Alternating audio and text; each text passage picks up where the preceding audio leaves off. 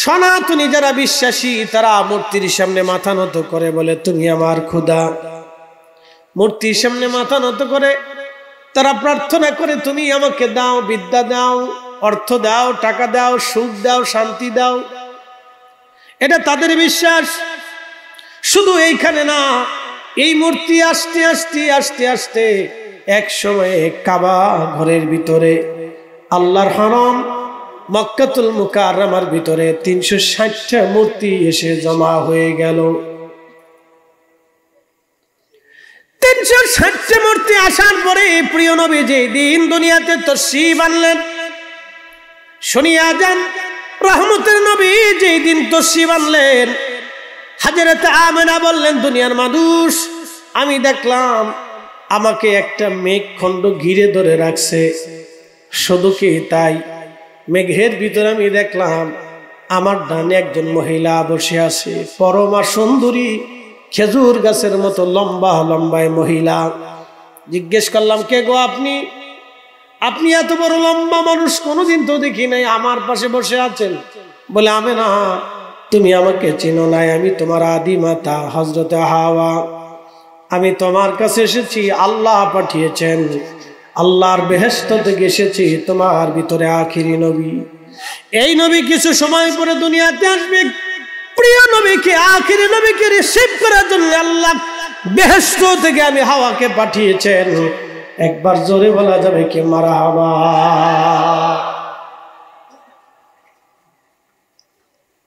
হযরত আমেনা বললেন আমি দেখলাম আমার ভিতর থেকে খারাজা মিনহা নূর, নূর বের হয়ে গেল। সুবহানাল্লাহ বলবেন না? খারাজা মিনহা নূর, আমার ভিতর থেকে নূর বের হয়ে গেল। নূর, শুধু কি নূর বের হলো, আমি দেখলাম কিছু সময় পরে সবার সন্তানরা কান্নাকাটি করে, কিন্তু আমি দেখি আমার সন্তান মুহাম্মদ আমিন সেজদার মধ্যে পড়ে আছে। আল্লাহু আকবার। সমস্ত সন্তানরা জন্ম নেওয়ার পরে তার নিজস্ব ভাবে কান্নাকাটি করে, কিন্তু আমি দেখি আমার মুহাম্মদ আমিন সেজদার মধ্যে পড়ে আছে রে।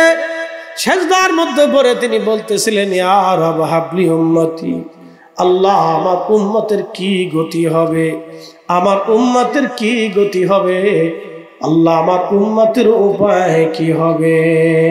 জোরে বলা যাবে কি মারহাবা।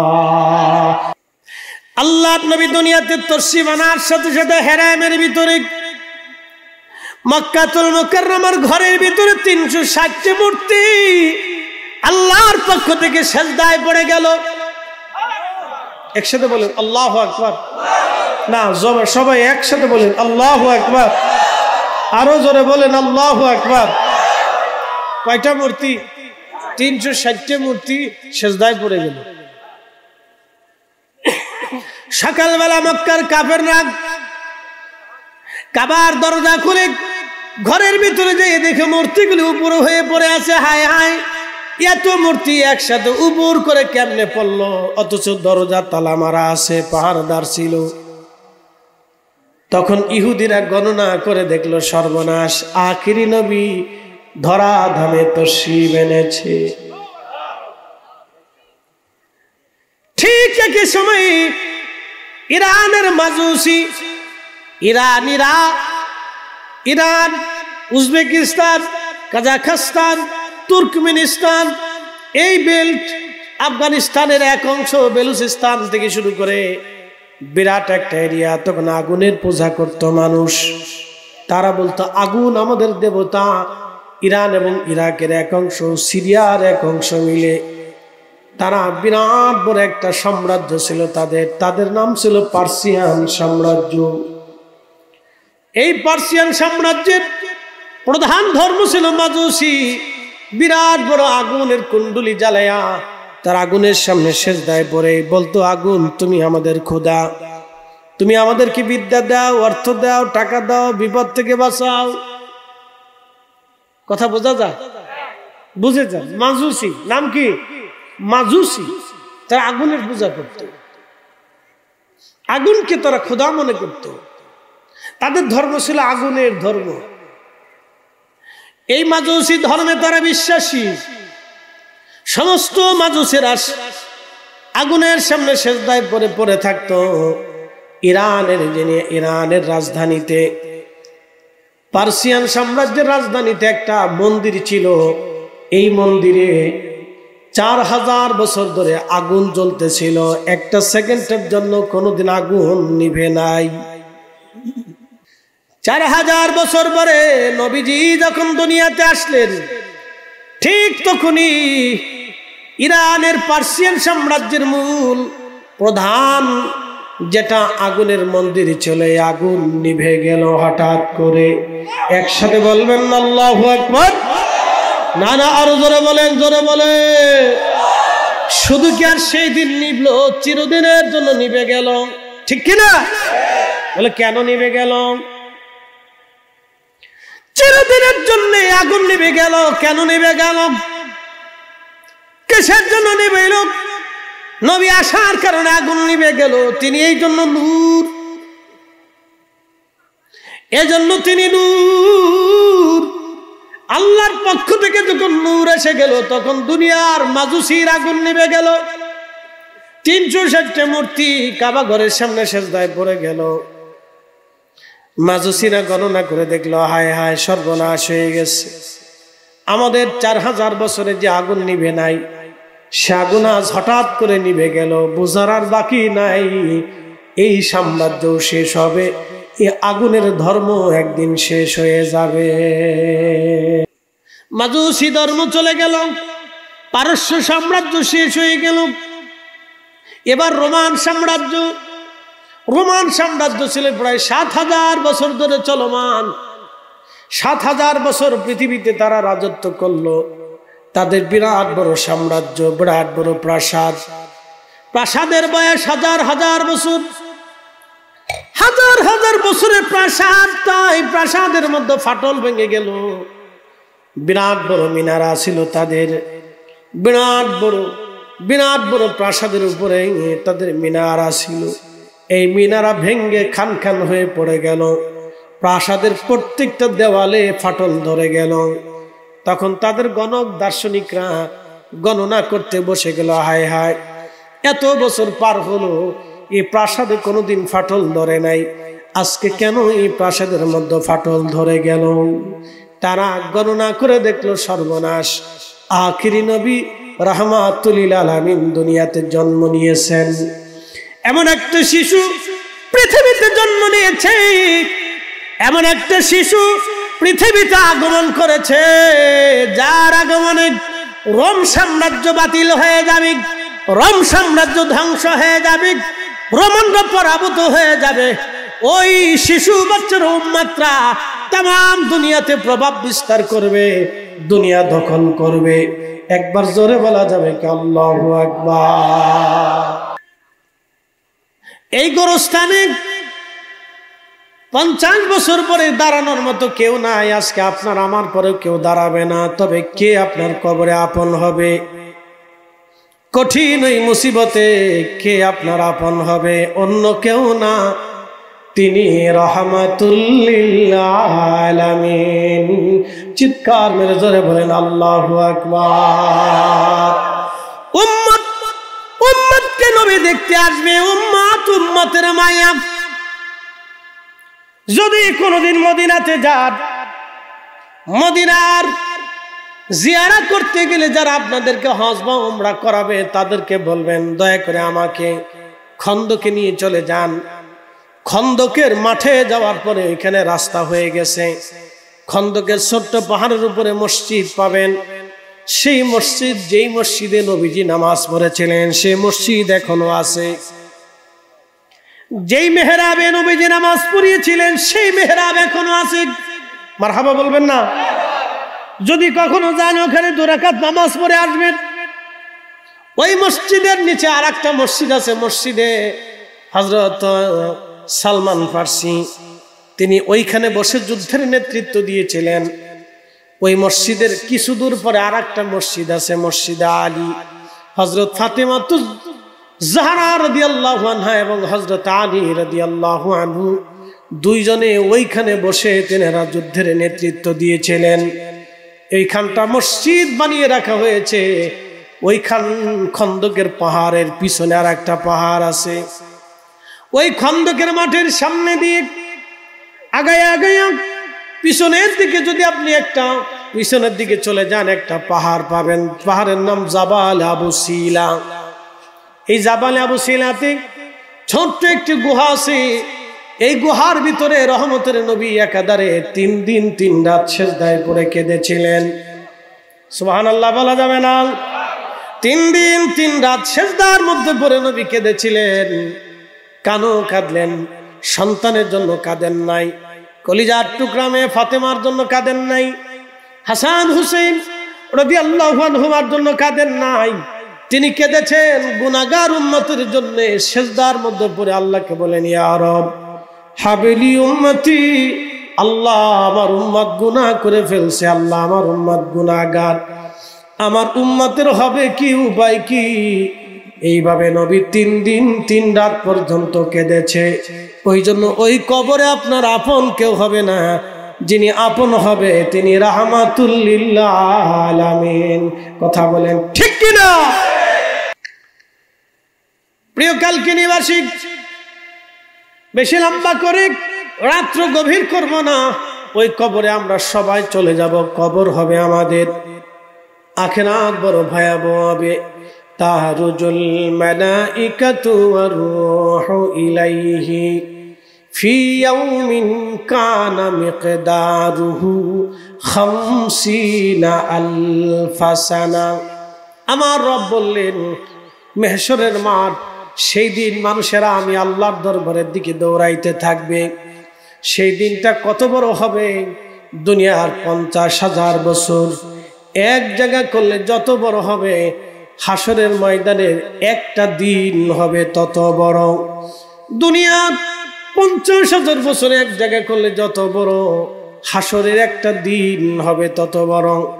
দুনিয়ার 1 সেকেন্ড করে 60 সেকেন্ডে 1 মিনিট হয়, 1 মিনিট করে 60 মিনিট একটা ঘন্টা হয়, একটা ঘন্টা করে বন্ধু 24 ঘন্টার দিন ও রাত হয়। 24 ঘন্টার দিন ও রাতে এক দিন করে 30 দিনে মাস হয়, 365 দিনে একটা বছর হয়। এই 1 বছর করে 50,000 বছর করলে যত বড় হয়, হাসরের একটা দিন হবে তত বড়। সেই কঠিন দিনে আপনার কে আপন হবে? সেই কঠিন দিনে হাউজে কাউসারের পানি নিয়ে কে দাঁড়িয়ে থাকবে? তিনি অন্য কেউ না, তিনি রাহমাতুল লিল আলামিন। কথা বলেন ঠিক কিনা? রাতের আধারে ঘুমিয়েছেন, স্বপ্নের ঘরে দেখতেছেন আকাশের একটা চাঁদ আর একটা সূর্য হযরত আবু বকরের কোলের মধ্যে চলে আসছে। তিনি তিনার সুন্দর চাদরখানা দিয়ে চাঁদ আর সূর্যকে কোলের মধ্যে টেনে ধরলেন। মানে স্বপ্ন দেখার পরে হযরত আবু বকর চিন্তায় পড়ে গেলেন, এত সুন্দর স্বপ্ন জীবনেও তো কোনোদিন দেখি নাই, কারণ কি? হযরত আবু বকর সিদ্দিক রাদিয়াল্লাহু আনহু স্বপ্ন দেখার পরে সকালবেলা পাদ্রীর কাছে চলে গেলেন। পাদ্রীর কাছে চলে যাওয়ার পরে পাদ্রী বললেন, তোমার নাম কি? বলে, আমার নাম আবু বকর। কি স্বপ্ন দেখেছ আবু বকর? বলে, দেখলাম আকাশের চাঁদ আর সূর্য আমার কোলের মধ্যে আসছে। আমি আবু বকর চাদরখানা দিয়ে চাঁদ আর সূর্যকে বুকের মধ্যে জড়িয়ে ধরলাম। হযরত আবু বকর এই কথা বলার পরে পাদ্রী ডাক দেয়, বলেন, আবু বকর তোমার বাড়ি কোন দেশ? বলে, আমার বাড়ি মক্কা। তোমার বাড়ি মক্কা? বলে, হ্যাঁ। কোন বংশের সন্তান তুমি? বলে, কুরাইশ বংশের সন্তান। আবু বকর কে পাদ্রী ডাক দেয়, বলেন, আবু বকর তুমি যদি এই স্বপ্ন সত্যই দেখে থাকো তাহলে শোনো, তোমার জন্য একটা সুসংবাদ আছে। বলে, পাদ্রী কি সুসংবাদ? সুসংবাদ হলো, শোনো, তোমাদের মক্কাতুল মুকাররমা একজন নবী আসবে, নাম হবে মুহাম্মদ, বাবার নাম আব্দুল্লাহ, মায়ের নাম আমেনা, বংশ হাশিমি কুরাইশি, হাশিমি কুরাইশি। আরে আবু বকর, স্বপ্ন যদি তুমি বাস্তব দেখে থাকো রে আবু বকর, তাহলে তুমি শোনো, তুমি হবা ওই নবীর প্রথম, তুমি হবা ওই নবীর সাথী, তুমি হবা ওই নবীর প্রথম খলিফা। জোরে বলেন সুবহানাল্লাহ। আবু বকর বাড়ি চলে যাও। হযরতে আবু বকর বাড়ি চলে আসলেন, বিষয়টাকে গোপন করে রাখলেন, কারো কাছে বললেন না। দেখা যাক জীবনে কি হয়। রহমতের নবীর দরজাতে কোরআন আসলো। কোরআন নাজিল হওয়ার পরে নবীজি দাওয়াত দিতে শুরু করলেন। একদিন হাঁটতে হাঁটতে আবু বকর বাড়ি গেলেন, প্রিয় নবীর সামনে দাঁড়াইলেন। হুজুর আমার মুস্কি মুস্কি আশিক, আবু বকর তুমি আসছো। আমি জানি বাজারে রাস্তাঘাটে বহু মানুষ ঘোরাফেরা করেন, বাবা বন্ধু আমার সময় নষ্ট করে লাভ নেই, এখানে বসে যান। আজকে একটা মাদ্রাসা তৈরি করা হলো, এই মাদ্রাসায় আলেম হবে, কোরআন হাদিস পড়া হবে, বাচ্চারা কোরআন পড়বে, কচি মুখে কোরআনের বাণী শোনানো হবে। চারটেখানি কথা না বাবা মার, পৃথিবীতে 800 কোটি মানুষ আছে। এই 800 কোটি মানুষের মধ্যে ভাইজান মাত্র 200 কোটি মুসলমান, বাদ বাকি আর কোন মুসলমান নাই। 600 কোটি মানুষ আল্লাহকে আল্লাহ বলে মানে না। 600 কোটি মানুষ আল্লাহকে আল্লাহ বলে মানে না। এই 600 কোটির ভিতরে আছে সনাতনী হিন্দু সম্প্রদায়। এই 600 কোটির মধ্যে আছে বৌদ্ধ সম্প্রদায়। এই 600 কোটির মধ্যে আছে খ্রিস্টান সম্প্রদায়। এই 600 কোটির মধ্যে আছে শিখ, 600 কোটির মধ্যে আছে মাজুসি। এইরকম বহু ধর্মের, বহু মতের মানুষ, বহু বিশ্বাসের মানুষ দুনিয়াতে আছে। এই 600 কোটি আল্লাহকে লা ইলাহা ইল্লাল্লাহ বলে তারা কেউ মানে না। কুল হুয়াল্লাহু আহাদ বলে আল্লাহকে তারা মানে না। আমাদের দেশে যারা সনাতনী আছে, বাংলাদেশ এবং ভারতের কলকাতার যত সনাতনী দেখবেন তারা দুর্গাকে প্রধান ভগবান বিশ্বাস করে। আপনি যদি দেখবেন নেপালের সনাতনী যারা আছে তারা কৃষ্ণকে প্রধান ভগবান হিসেবে বিশ্বাস করে। আপনি গুজরাটের যদি চলে যান, গুজরাটের সনাতনীরা আর একজনকে এই আপনার কি বলে অন্য আর একটা দেবতাকে প্রধান দেবতা মনে করে। বেঙ্গালুরের সনাতনীরা আর একজনকে প্রধান দেবতা মনে করে। আমি গিয়েছিলাম মালয়েশিয়াতে ভাইজান একটা পাহাড় আছে, একটা গুহা আছে। এই গুহাটার বয়স 40 কোটি বছর। 40 কোটি বছর ধরে গুহার বয়স। তাদের ধারণায় গুহার সামনে ভাইজান ওই আপনার কি বলে ভারতের তামিলনাড়ুর হিন্দুরা বিরাট একটা মূর্তি বানায় রাখছে। তামিলনাড়ুর হিন্দুরা এই গুহার সামনে বিরাট বড় একটা মূর্তি বানিয়ে রাখছে। তামিলনাড়ুর যারা সনাতনী তাদের ভগবান বড় ভগবান, আর একজন ভারতের প্রত্যেক অঞ্চলে যাবেন, অঞ্চল ভেদে তাদের বিশ্বাস অনুযায়ী এ বড় ভগবান, এ বড় ভগবান। কিন্তু মুসলমানকে যদি জিজ্ঞাসা করেন, মুসলমান তোমার রব কে, আমরা সব মুসলমান একসাথে জবাব দেব আল্লাহ। কথা বলেন ঠিক কিনা? মাদারীপুরবাসী মনোযোগ দিবেন। আল্লাহর নবী বলেন আমার উম্মত কিয়ামতের ময়দানে 3 স্থানে সন্তান মাকে ভুলে যাবে, মা সন্তান ভুলে যাবে, বাবা সন্তান ভুলে যাবে, সন্তান বাবা ভুলে যাবে। কিয়ামতের মাঠের 3 স্থানে মা সন্তান ভুলবে, সন্তান মাকে ভুলে যাবে। অথচ মা হৃদয়ের গভীর থেকে সন্তানকে ভালোবাসে। মা হৃদয়ের গভীর থেকে মা সন্তানকে ভালোবাসে, হৃদয়ের গভীর থেকে ভালোবাসে। যদি বিশ্বাস না করেন তাহলে মা কি জিনিস বোঝার জন্য আপনার বাড়িতে গরুর বাচ্চা যখন হয়, গাভী যখন প্রসব করে বাচ্চা হয়, এই বাচ্চাটা হওয়ার পরে বাচ্চাটারে কোলে নিয়ে আপনি গাভীর রশি কেটে দিবেন, দড়ি কেটে দিবেন। গলার রশি কেটে দেওয়ার পরে আপনি গাভীর বাচ্চাটা নিয়ে পুরা এলাকা আপনি হাঁটতে থাকবেন। রমজানপুর পার হয়ে কালকিনি পার হয়ে আপনি ভুরঘাটা চলে যাবেন, নদীর মধ্যে ঝাঁপ দিবেন। ওই গাভীটা আপনার পিছে পিছে যেতে থাকবে। গাভী অন্য কোথাও যাবে না, আপনার পিছে পিছে যাবে। প্রশ্ন রাখবেন, ফরিদি হুজুর, গাভী কি আমারে ভালোবাসে না? গাভী আপনাকে ভালোবাসে না, আপনার কোলে রাখা বাচ্চাটাকে সে ভালোবাসে, কারণ এটা তার কলিজার টুকরা সন্তান। গাভী আপনার পিছু ছাড়বে না।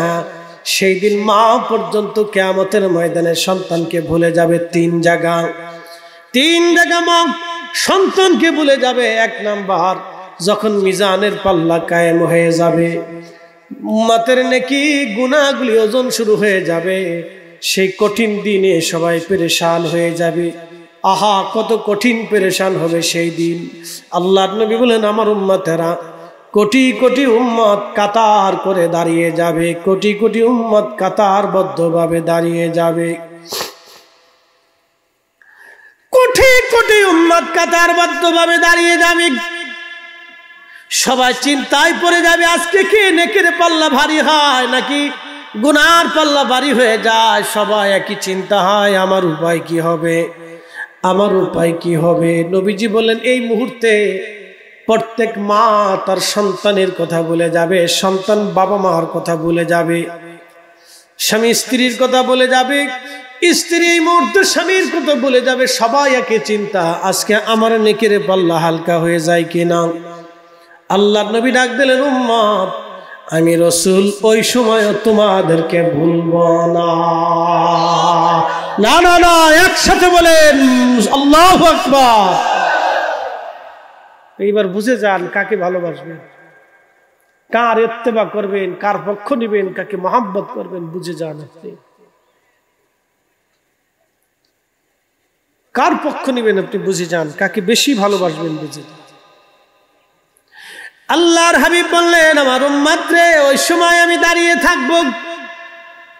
শুধু দাঁড়িয়ে থাকবো না, যখনই দেখবো আমার উম্মত নেকের পাল্লা হালকা হয়ে যাচ্ছে, ঠিক তখনই যেই উম্মত আমাকে ভালোবেসেছিল, আমাকে অনুসরণ করেছিল, ওই উম্মতের গুনাহের পাল্লার নেকের পাল্লা যখন হালকা হতে থাকবে, আমি নবীজি নেকের পাল্লার উপরে তখন কালেমা শরীফ দিয়ে আমি আমার উম্মতের নেকের পাল্লা ভারী করে দেব। একসাথে বলেন আল্লাহু আকবার। না না, হাত উঁচু করে বলেন আল্লাহু আকবার। তাহলে রাসূলের পক্ষে আসি না নাই? হাত উঁচু করে বলেন আসি না নাই? আল্লাহ কবুল করুক, জোরে বলেন আমিন। জবানটা খুলে দেন, একসাথে বলেন আল্লাহুম্মা সাল্লি আলা।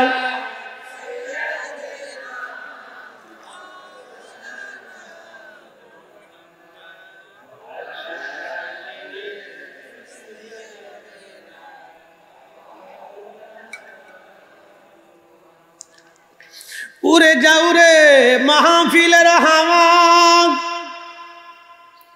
যাও রে উড়ে মদিনায়, আমাদের দরুদ পৌঁছে দিও নর নবীজির পাক রওজায়। আল্লাহুম্মা সাল্লি আলা। আহা, মাশাআল্লাহ, আল্লাহু আকবার। মুহাম্মদ আলা আলি সাইয়্যিদিনা।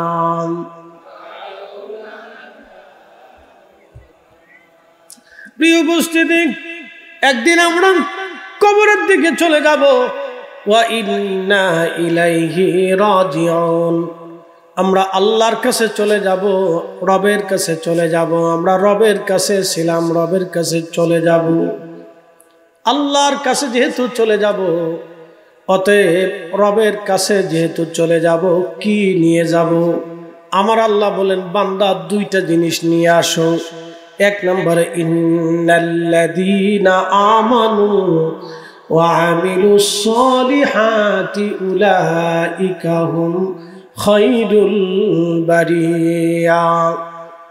নিশ্চয়ই ঈমানে আমলে যারা পাকা হবে, সৃষ্টির মধ্যে তারা সেরা। এইখানে শেষ না, আমার আল্লাহ বলেন জাযাউহুম ইনদা রাব্বিহিম জান্নাতু আদনিন তাজরি মিন তাহতিহাল আনহার খালিদিনা ফিহা আবাদা।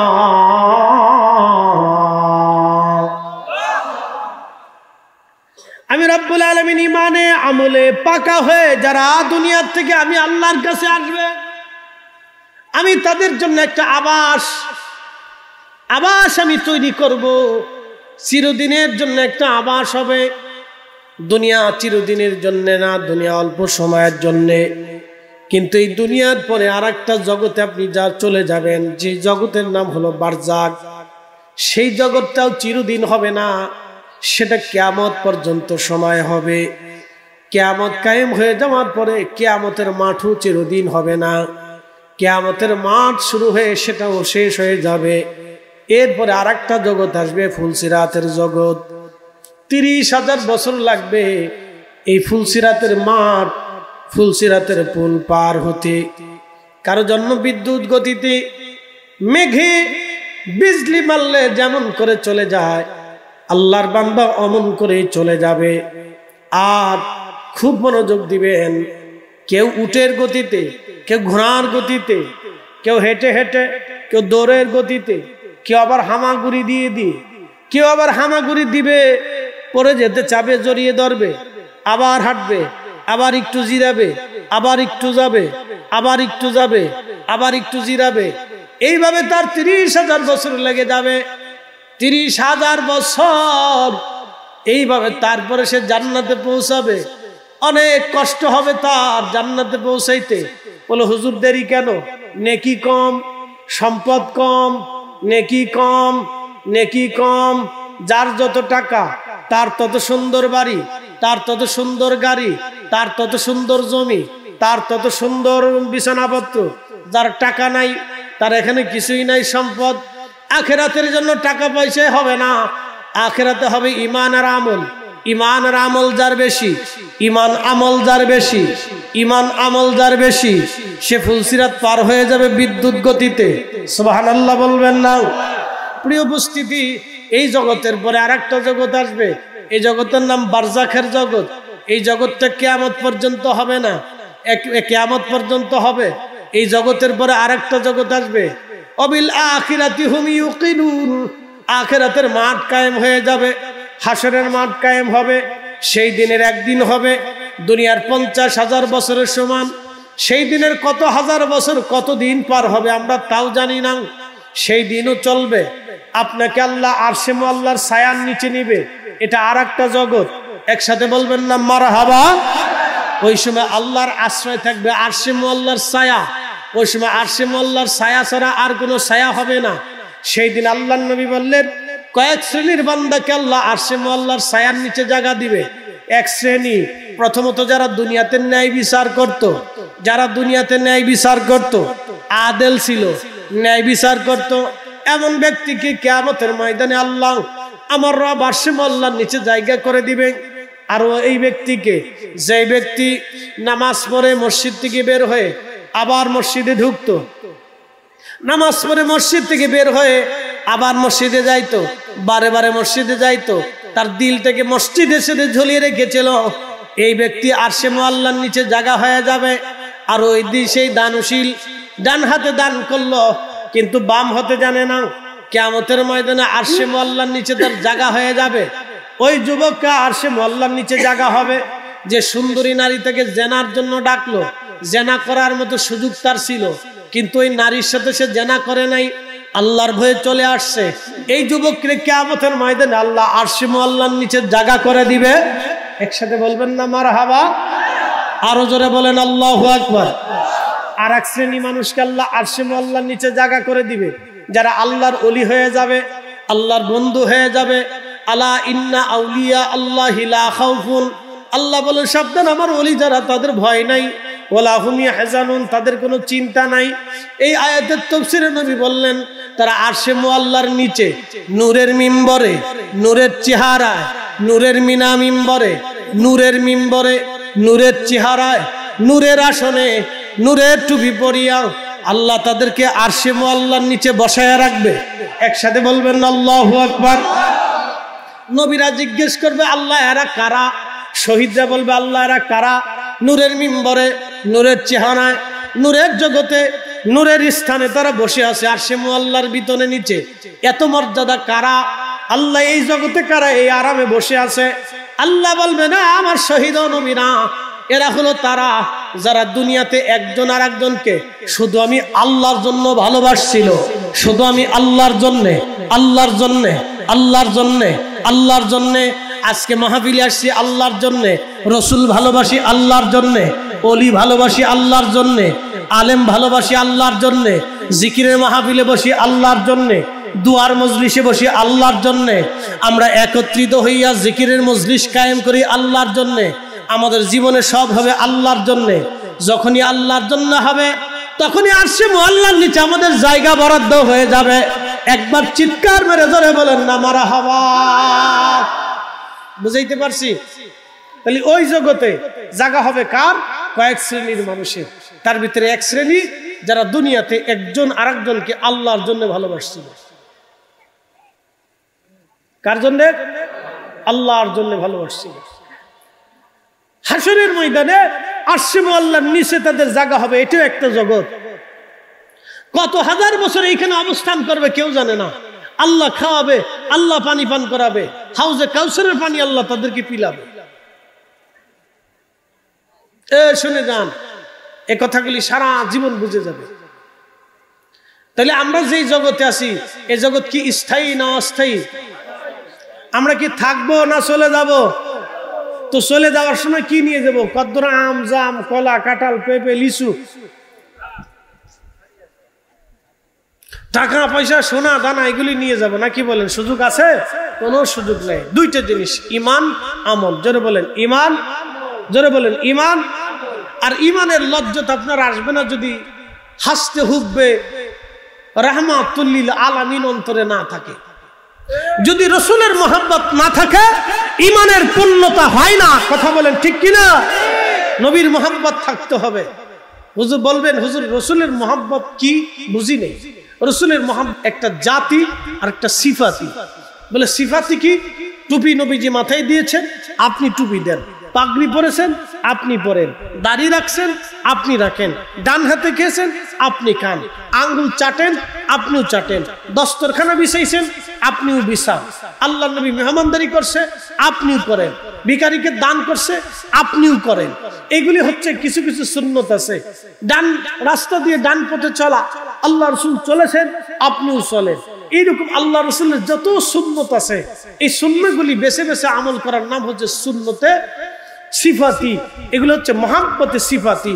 এই সিফাতি মহাব্বতের কথা বলতে যে আল্লাহ রসুল বলেন মান আহাব্বা সুন্নতি, যে আমার সুন্নতকে ভালোবাসবে, ফাকাদ আহাব্বানি, সে আমাকেই ভালোবাসবে।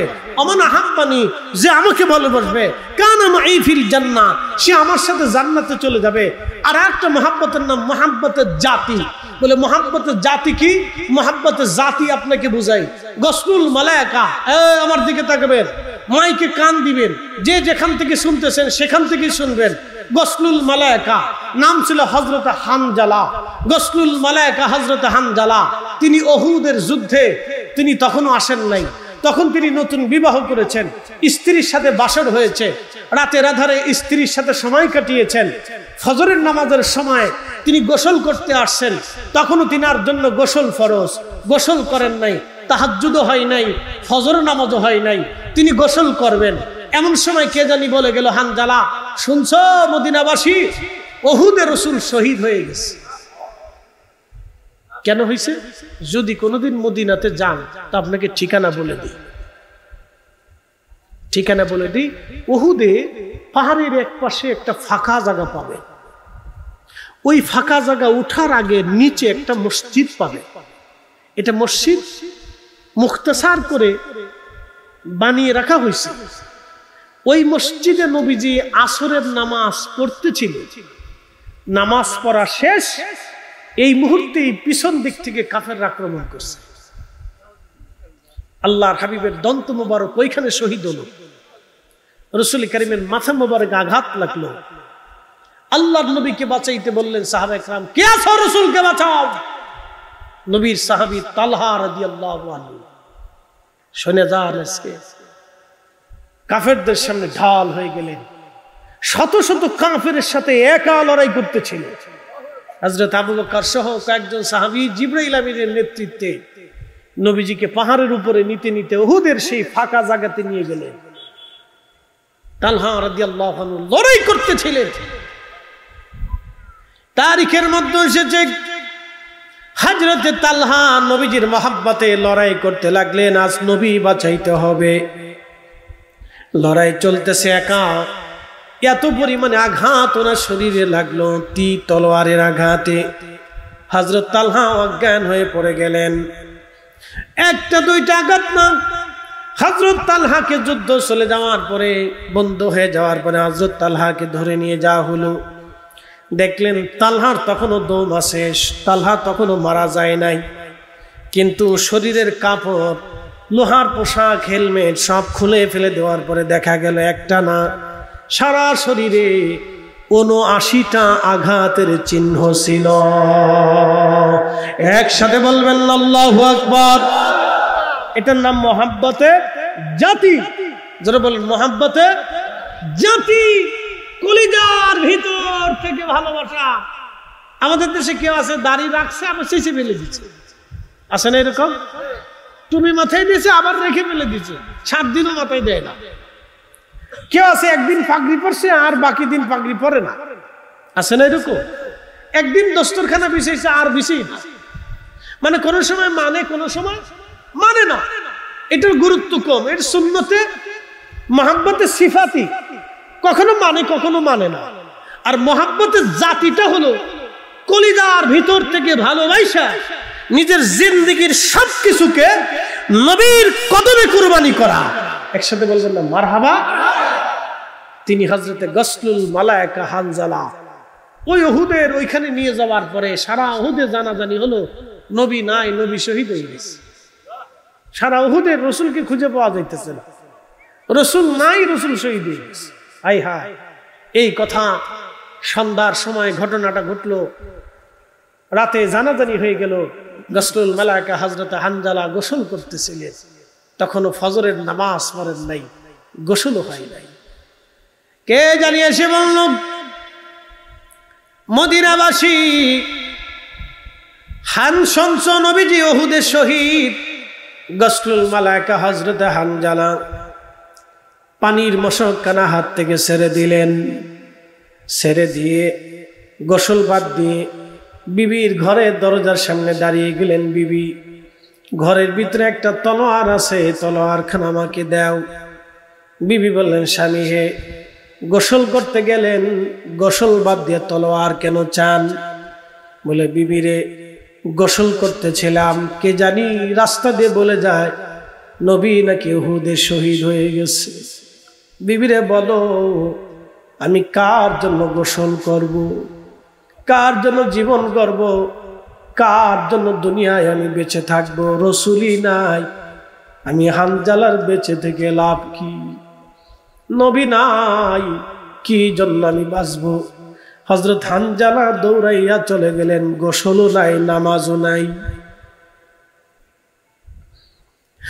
গোসলও নাই, নামাজও নাই, তখন দৌড়াইয়া উহুদে চলে গেলেন তিনি। আল্লাহু আকবার। উহুদে চলে যাওয়ার পরে সকাল পর্যন্ত যুদ্ধ গড়াই গেল, প্রচন্ড যুদ্ধ হয়।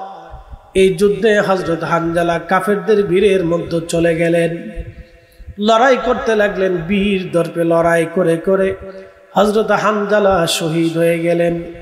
নবীজি উহুদের ট্র্যাজেডি, শাহাদাত, শহীদদেরকে কাতার করে আনতে লাগলেন। নবীজির চাচা হযরত আমির হামজার বক্ষ মোবারক ফেরে কলিজা বের করে কান নাক কেটে কেটে টুকরা টুকরা করে ফেলে দেওয়া হয়েছিল। আল্লাহর নবী নিজে আহত, প্রচন্ড ব্যথিত। নবীজির আপন চাচা নাই, যে আদরের চাচা, বাবার মোহাব্বত দিয়ে যাকে আগলে ধরে রাখতেন, সেই চাচা আজকে দুনিয়ায় নাই। নবীজি একদিকে বেদনায় আছেন, অন্যদিকে আহত হয়ে আছেন। সাহাবীদেরকে কাতার করে শোয়ানো হচ্ছে। 70 জন সাহাবী শহীদ হয়ে গেছে। চারটেখানি কথা না, কলিজার টুকরো 70 জন সাহাবী আজ শহীদ হয়ে আছে। আল্লাহর নবীজি সমস্ত সাহাবীদেরকে কাফন দাফন শুরু করলেন। শহীদদের অর্থ হলো তাদেরকে গোসল করানো হয় না, রক্ত মাখা অবস্থায় তাদেরকে দাফন করা হয়। তাদের গোসল করানো হয় না। আল্লাহর পথে যারা শহীদ হয় তাদের কোনো গোসল নাই, রক্ত মাখা অবস্থায় তাদের দাফন করা হয়। শাম সাহাবীর বিনা গোসলে রক্ত মাখা অবস্থায় দাফন করা হচ্ছে। হযরত হানজালার স্ত্রী দৌড়ায় গেলেন, উহুদে যায় নবীজির সামনে দাঁড়ায় দাঁড়ায় কাঁদে। কে তুমি কাঁদো? বলি ইয়া রাসূলুল্লাহ, আমি হানজালার বিবি। কান্দো কেন? তোমাদের না গত রাত বাসর হয়েছে? হুজুর, আপনার হানজালা উহুদের ময়দানে শহীদ হয়ে গেছে। আমার হানজালা উহুদে কেন? বলে হুজুর, আপনি শহীদ হয়েছেন এই কথা শুনিয়া গোসলবিহীন আপনার হানজালা ঘর থেকে তলোয়ার হাতে নিয়ে আমার কাছ থেকে বিদায় নিল। বিবিরে, আর কোনোদিন দুনিয়াতে তোমার সাথে দেখা হবে না, হাসরের ময়দানে দেখা হবে। ইয়া রাসূলুল্লাহ, আপনার হানজালা উহুদের ময়দানে সে শহীদ হয়ে গেছে।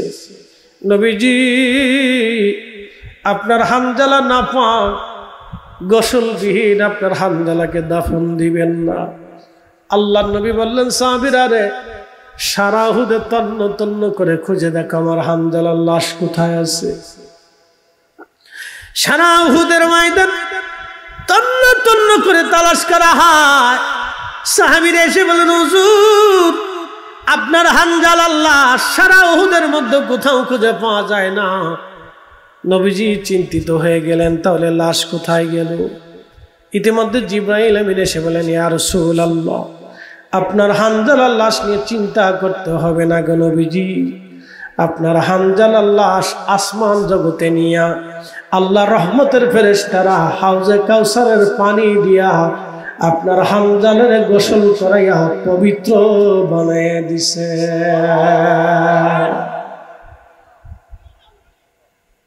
মোহাব্বতের জাতি, কলিজার ভিতর থেকে রসুলকে মহাব্বত করে মহাব্বতের জাতি। হযরত হানজালার লাশ উহুদে নামাবে, ফেরেশতারা নামাচ্ছে। সাহাবীরা দৌড়াই গেলেন, দেখি আজকে দেখবো হানজালার গোসল কেমন হইছে। সাহাবীরা দৌড়ায় যা দেখলেন হযরত হানজালার চুল দাড়ি মোবারক বেয়ে বেয়ে হাউজে কাউসারের পানি টপ টপ করে উহুদের মাটিগুলি ভিজে যাইতেছিল। গাসফুল মালায়েকা হানজালা এশকে রাসূল দিয়ে আল্লাহ খুশি করাইলেন, এশকে রাসূল দিয়া। এ কালকিনিবাসী, আজকে থেকে নিয়ত করে যাব, রসুল মিথ্যা বলে নাই, আমরাও বলবো না। নবী ধোঁকা দেয় নাই, আমরাও দেব না। আল্লাহ রসুল কারো হক নষ্ট করে না, আমরাও করব না। নবীজির চরিত্রবান হব, নবীর রঙে রাঙ্গায়িত হব। এই ওয়াদা, এই মোহাব্বত নিয়ে যদি বাড়ি পর্যন্ত যেতে পারি, আজকের ওয়াজ বড় সার্থকতা হবে। কবর আমাদের সামনে। আল্লাহ বলেন, বান্দারে তুমি চলে আসবে আমার কাছে। কুল, হুজুর আপনি বলে দেন, ইন্নাল মাউতাল্লাযী তাফিরুনা মিনহু ফাইন্নাহু মুলাকীকুম। হুজুর, আপনার উম্মত মৃত্যু থেকে তারা পালায়। নবীজি বলে দেন, মরণ থেকে পালাইতে পারবে না। ফাইন্নাহু মুলাকীকুম, এ মরণ তার সাথে মোলাকাত করবে, এ মরণ তার সাথে মোলাকাত করবে, এ মরণ তার সাথে মোলাকাত করবে। জিন্দেগি তোর যাইরে ফাঁকি দিয়া রে সোনার আদম, জিন্দেগি তোর যায় ফাঁকি দিয়া। ও আদম রে, পাক ধরিয়া গেছে দাড়ি, দন্ত মাসে গোটা চারি, সমন জারি গিয়াছে করিয়ার সোনার আদম, জিন্দেগি তোর যায় ফাঁকি দিয়া। সময় আমাদের কম, কাজ আমাদের বেশি। আমরা সবাই একদিন কবরের যাত্রী হয়ে যাব। বেশি সময় আমাদের হয়তো হাতে নাই। যে কোনো সময় আমরা যাত্রী হব, যে কোনো সময় আমরা চলে যাব, যে কোনো সময় আমরা মারা যাব, যে কোনো সময় আমাদের ডাক আসবে, বিদায়ের পালা আসবে। উপস্থিতি কিছুই নিয়ে যাওয়ার কোনো সুযোগ নাই। আমার এই ভাইটা পাগলামি করে সুন্দর করে বাগান বাহির সাজিয়েছেন, আবার এখানে মাদ্রাসাও করেছেন। 50 বছর পরে আপনার কবরের পাশে দাঁড়ানোর মতো কেউ নাই, কিন্তু এই মাদ্রাসার ছেলেরা কোরআন পড়বে। যত সময় কোরআন পড়বে আপনি কবরে থাকবেন, আপনি কবরে ঘুমাবেন, কিন্তু কোরআন ঘুমাবে না। এই কোরআন পড়বেন, কোরআনের নেকিগুলি আপনার কবরে অটোমেটিক যাইতে থাকবে, বন্ধ হবে না। ছেলেরা হাদিস পড়বে, আলেম হবে, কোরআন শিখবে। যতদিন পর্যন্ত বেঁচে থাকবে, যতদিন কোরআন ওরা পড়বে, নেকের দরজা আপনার বন্ধ হবে না। কারণ এই মাদ্রাসা আপনি বানিয়েছিলেন, এই মাদ্রাসা আপনার রুটি রিজিকে মাদ্রাসা আপনি জমা করেছিলেন। টাকা নষ্ট হবে না বন্ধু আমার। যদি বলেন হুজুর আল্লাহর নবীকে ভালোবাসি, যদি বলেন হুজুর আখিরাতে হাউজে কাউসারের পানি বড় দরকার, তাহলে আসেন, কেউ মাহরুম হবেন না। একটা লোক, কবর আমাদের সামনে, সামনের যাত্রা কিন্তু কবর। আপনি যতই প্রাসাদ বানান, থাকার আর কোনো সুযোগ নাই। আমি মালয়েশিয়াতে দেখেছি বিরাট বড় প্রাসাদ, বিরাট বড় টাওয়ার তারা বানিয়েছে, বিরাট বড় টাওয়ার, বিরাট বড় টাওয়ার, টুইন টাওয়ার, বিরাট বড় টাওয়ার। মালয়েশিয়ার পেট্রোনাস টাওয়ার এত বিরাট বন্ধু, নিচ থেকে উপরের দিকে তাকাইলে বিরাট বিল্ডিং দেখা যায়। ওই বিল্ডিং যিনারা বানাইলেন তারাও কবরের দেশে চলে যাবে, কিছুই নিয়ে যেতে পারবে না, কিচ্ছু নিতে পারবে না। শূন্য শূন্য। দুবাইতে পৃথিবীর সবচেয়ে উঁচু ভবন বানানো হচ্ছে। দুবাইয়ের সবচেয়ে উঁচু ভবনটা যিনি বানাচ্ছেন তিনিও কবরে চলে যাবেন, ওইখানে তিনিও থাকতে পারবেন না। সৌদির বাদশা রাজপ্রাসাদের মধ্যে ঘুমান, তিনিও থাকতে পারবেন না। ব্রুনাইয়ের প্রেসিডেন্ট, ব্রুনাইয়ের সুলতান যিনি, তার বাথরুমটাও স্বর্ণ দিয়ে বানানো।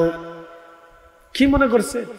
ব্রুনাইয়ের সুলতান, তার বাথরুমটাও স্বর্ণ দিয়ে বানানো, তার গাড়িও স্বর্ণ, বিমানও স্বর্ণের, যেখানে উনি ঘুমান সব ওনার স্বর্ণের। সেই জিন্দিগির তুলনায় আমরা কিছুই না। আলিশান সুন্দর প্রাসাদের মধ্যে থাকেন, নিরবিচ্ছিন্ন একেবারে নিশ্চিন্দ্র নিরাপত্তার ভিতরে থাকেন। বলেন আজরাইল যাবে কি যাবে না? একসাথে বলেন যাবে কি যাবে না? আমাদের আসবে কি আসবে না? আসবে। এই জন্য আল্লাহ ওয়াজ করলেন, وَأَنْفِقُوا مِمَّا رَزَقْنَاكُمْ مِنْ قَبْلِ। আল্লাহ বলেন প্রিয় নবী উম্মত ছাড়া আল্লাহ কোন উম্মতকে জুমআ দেন না। একসাথে বলবেন আল্লাহু আকবার। প্রিয় উপস্থিতি, এটা কি আমাদের গুণে না নবীর গুণে? রাসূলের গুণে। আরবিতে একটা প্রবাদ আছে, শরফুল মাকিনা ওয়া শরফুল মাকান, শরফুল মাকানে ওয়া শরফুল মাকিন। কিছু জায়গার কারণে মানুষের দাম বাড়ে, কিছু মানুষের কারণে জায়গার দাম বাড়ে। আমাদের কারণে আজকের মাহফিলের দাম বাড়ে নাই, বরং মাহফিলের কারণে আমাদের দাম বাড়ছে। ঠিক আছে না?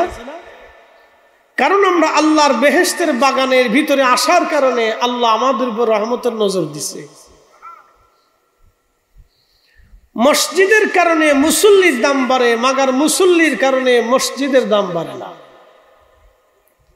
বাইতুল্লাহ শরীফের কারণে বাইতুল্লাহর অধিবাসীদের মর্যাদা বাড়ছে, কিন্তু অধিবাসীদের কারণে বাইতুল্লাহর মর্যাদা বাড়ে নাই।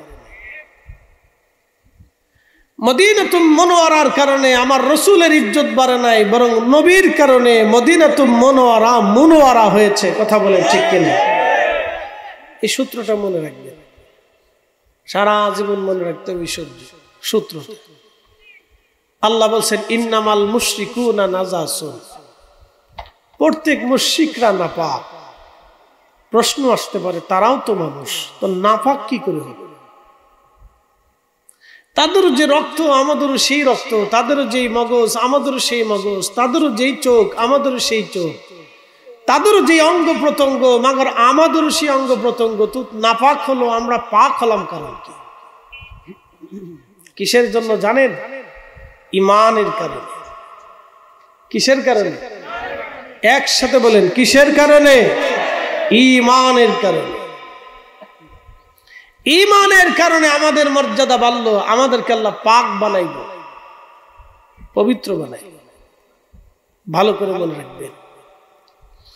এই ঈমান আপনি কোথায় পাইলেন? আবু বকর সিদ্দিক রাদিয়াল্লাহু তাআলা আনহু তিনি কিন্তু পাহাড় দেখে ঈমান আনেন নাই। খাসাইসুল কুবরার ভিতরে তারিখ ইবনে আসাকিরের ভিতরে আইম্মা ইকরাম লিখতেছেন, সিদ্দিক আকবর ব্যবসা করার জন্য শামে গেছে। সিরিয়া, ফিলিস্তিন, জর্দান, তারপরে আপনার লেবানন, এই অঞ্চলটাকে আগে বলা হতো শাম। তো ব্যবসার উদ্দেশ্যে তিনি শামে গেছে। আপনারা জানেন সিরিয়ার মালভূমি দখল করে নিয়ে গেছে বর্তমান দখলদারি জালিম গোষ্ঠী। এই মালভূমি কি বাংলাদেশের সমতুল্য একটা এলাকা তারা দখল করে নিছে। কি জন্য? এই জায়গাটা প্রচুর পরিমাণে ফসল হওয়ার, মানে জমিন এত উর্বর যে ফসল বুনাইলেই ফসল হয়ে যায়, এত উর্বর জমি। আবহাওয়া খুব চমৎকার। পৃথিবীর সব জায়গার আবহাওয়া একরকম না। মক্কাতে 45 ডিগ্রি সেলসিয়াস তাপমাত্রার গরমে আপনি হাঁপিয়ে যাবেন। এট এ টাইম আপনি যদি তাইফে চলে যান তো দেখবেন যে খুব চমৎকার বাতাস, বসন্তের ঠান্ডা বাতাস আপনার শরীরে ভেসে আসতেছে। একই দুনিয়া, একই আকাশ, একই জমি। প্রিয় উপস্থিতি, আপনি যদি এই আমাদের লালমনিরহাট পার হওয়ার পরে শিলিগুড়ি যান, শিলিগুড়ির উপরে আছে দার্জিলিং। পাহাড় বেয়ে দার্জিলিং এ যদি চলে যান, শিলিগুড়িতে প্রচন্ড গরম, দার্জিলিং এ উঠার পরে আপনার কোট গায়ে দিতে হবে। একই আসমানের নিচে, একই জমিনের উপর।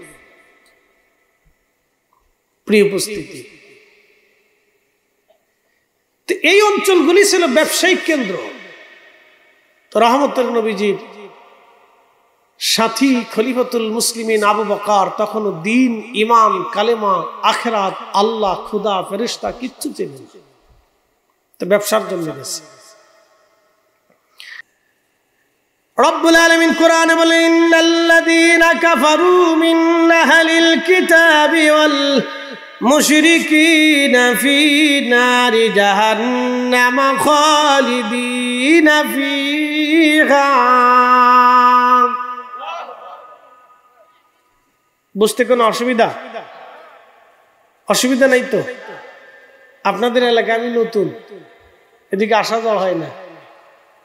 এখানে হযরত বসে আছেন, মোহাম্মতের সম্পর্ক।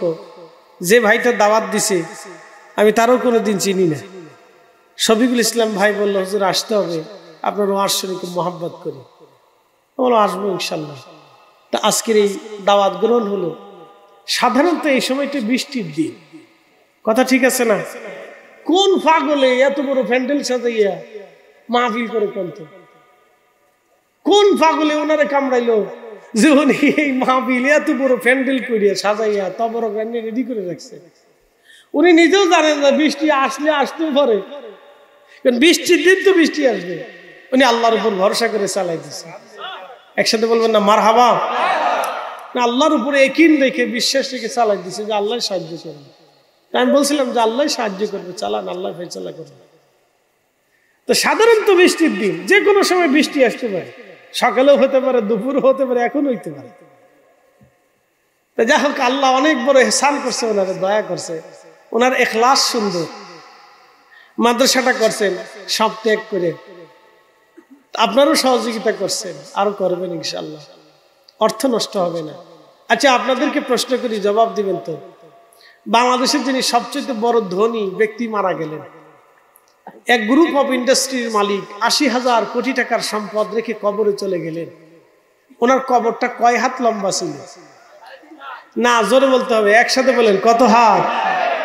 কাফনের কাপড় কয় টুকরা ছিল? 3 টুকরা। এদেশের এই কালকিনির সবচেয়ে গরিব মানুষ যিনি, তিনি মারা গেলে তার কবর কয় হাত হয়? 2.5 হাত না 3.5 হাত? কাফনের কাপড় কি 2.5 টুকরা হবে না 2 টুকরা হবে? 3 টুকরাই হবে, 1 টুকরা বেশিও না কম। হিসাব বরাবর। আসার সময় দুনিয়াতে আমরা একা একা আসছি, কথা বুঝে যাবে, খুব গুরুত্বপূর্ণ কথা। আসার সময় যখন দুনিয়াতে আসছিলাম, তখন আমার সাথে কোনো পোশাক ছিল না, টাকা ছিল না, অর্থ ছিল না, ক্ষমতা ছিল না, কিচ্ছু ছিল না।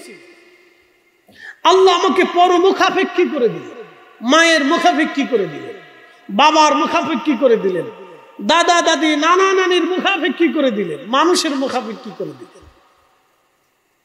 মা যদি খাওয়াই তো খেতে পারি, মা না খাওয়াইলে খেতে পারি। মা পরিচর্যা করলে পরিচর্যা হই, পরিষ্কার হই, না হলে পায়খানা পেশাব নিয়ে পড়ে থাকি। আমার কোনো পাওয়ার নেই। আপনি দুনিয়ার সবচেয়ে বড় মহারাজার ঘরেও যদি জন্ম নেন, তো জন্ম নেওয়ার সময় আপনার কোনো পাওয়ার নেই। ধীরে ধীরে ধীরে ধীরে ধীরে ধীরে ধীরে ধীরে ধীরে ধীরে আল্লাহ আপনাকে বড় বানাইলেন। একদিনে আল্লাহ শক্তি যৌবন আল্লাহ দেন নাই, ধীরে ধীরে ধীরে ধীরে আল্লাহ যৌবন দিচ্ছেন। যৌবনে পদার্পণ করলেন, শক্তি সামর্থ্য বেড়ে গেল, অর্থবিত্ত হয়ে গেল, ক্ষমতা হয়ে গেল। আর আপনি একেবারে ক্ষমতা পাওয়ার পরে, অর্থবিত্ত হওয়ার পরে আপনি আর গরিব মানুষের দিকে ফিরে তাকানি না।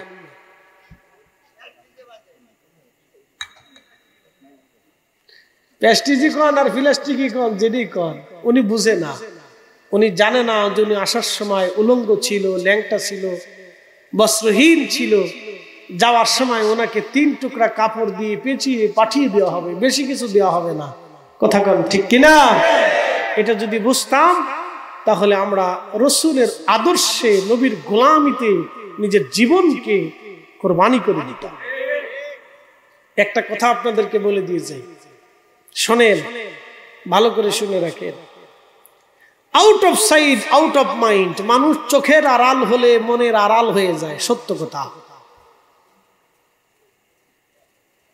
বাবা মা মারা যাওয়ার পরে 6 মাস, 10 মাস, 1 বছর, 10 বছর, 20 বছর পরে সন্তান বেমালুম, সন্তানের মোহে নাতিনাতপুরের প্রেমে পড়ে বাপ মারে ভুলে যায়, মনে থাকে না, কবরের পাশে দাঁড়ানোর সুযোগ হয় না। ঠিক ঠিক এখানে গোরস্থান আছে, এই এলাকায় গোরস্থান আসেনি? বয়স কত হবে? কত বছর বয়স হবে? 50 কি 100 বছর? এরকমই তো। তো 50-100 বছর আগে যারা কবর দিছে, তার কবরের পাশে কয়জন যে দাঁড়ায় আমাকে বলেন তো? তাহলে বাকি 50 বছর পরে আপনার কবরের পাশে কে দাঁড়াবে বলেন তো? আমার কবরের পাশে কে দাঁড়াবে বলেন তো? আমি তো বিরাট জনপ্রিয় বক্তা, লক্ষ লক্ষ মানুষ আমার ওয়াজ শোনে। বহু মানুষ আছে কয় হুজুর ঘুমের ওষুধ বানাইছি। সিলেটে গেছি, আজ ইমাম সাহেব হুজুরে একাই সাপ কিতা কররা রে সাপ, আমরা কিতা কররা কে কিতা মায়া লাগাইলা রে সাপ, তোমার ওয়াজ শুনে উন্নে সারা রাত্র ঘুম আসে। মাশাআল্লাহ, কে আগে গমের বড়ি খেয়ে ঘুমাইতে হইতো, আমার ব্যারাম আছিল রে সাপ, তোমার ওয়াজ শুনে আমি ওষুধ খাওয়া লাগে না। তাই বললাম, তাহলে আমার ওষুধের টাকা আমারে দিয়ে লো রে সাপ। বললাম, তাহলে ওষুধের টাকা আপনি আমাদের দিয়ে দেন সাপ। ওরা আলেমদেরকে সাপ বলে, সাপ। আমরা হুজুর বলি, ওরা সাপ বলে। সিলেটিরা সাপ বলে, আর আমরা হুজুর বলি। খুব মনোযোগ দেবেন।